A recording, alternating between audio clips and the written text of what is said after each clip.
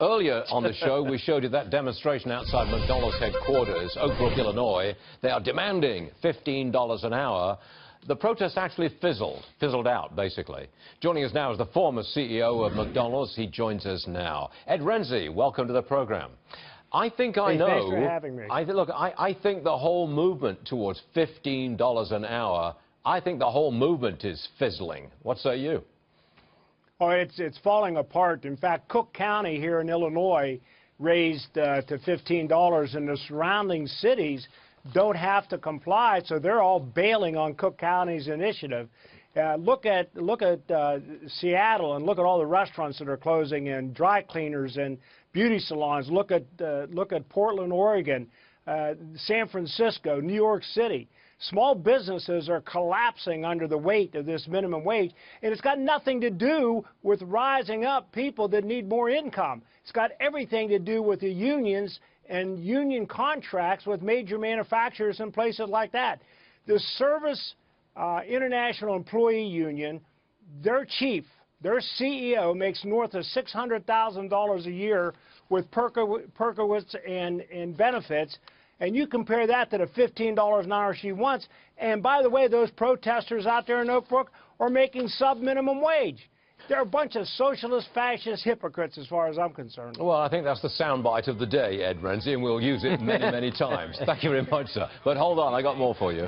I want to ask you about the President Trump's budget. I understand that you are a big fan of it. Tell us. Well, I disagree with some of your earlier guests. I do think we need a tax reduction for corporations. But more importantly, we need to get the weight of government off the backs of working people. It's not only the IRS and state taxes that are a problem.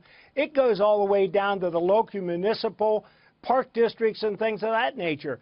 People are keeping fewer and fewer dollars out of their hard-earned income. And one of the ways to control oppressive government is to reduce the amount of money they have to spend. Although in Washington, D.C., they believe, against all mathematical principles, that a 7% increase in the budget is really a budget cut. How they figure that out, that's our public schools at work. They don't understand math. Ed, Republicans have been saying for decades, get the government off our backs. We pay too much in tax. Cut government down to size. And Republicans and people who felt like that won consistently. They certainly won last November. So why is it that we now have to press so hard to get the government really off our back? What went wrong? Well, the number one thing you got to remember is their only job is to spend your money and get reelected.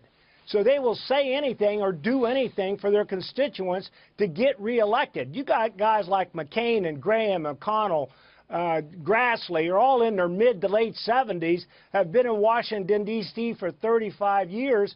They have drunk the Kool-Aid, and they are convinced that they know more than all the rest of us. They are blinded by arrogance and indifference, and we ought to throw the bums out. And Trump drug a lot of them back into office, which scares the daylights out of me, because they don't support him, and they should. I think the Republicans in the House and the Senate are failing their constituents every day. You know what a soundbite is, Ed Rensi? You just gave us 3. Thank you very much indeed, Ed Rensi. They will be played on a loop for a long time to come. Ed Rensi, former guy at McDonald's. Thanks for joining us. And by the way, McDonald's hit an all-time high recently. It's almost at $150 per share.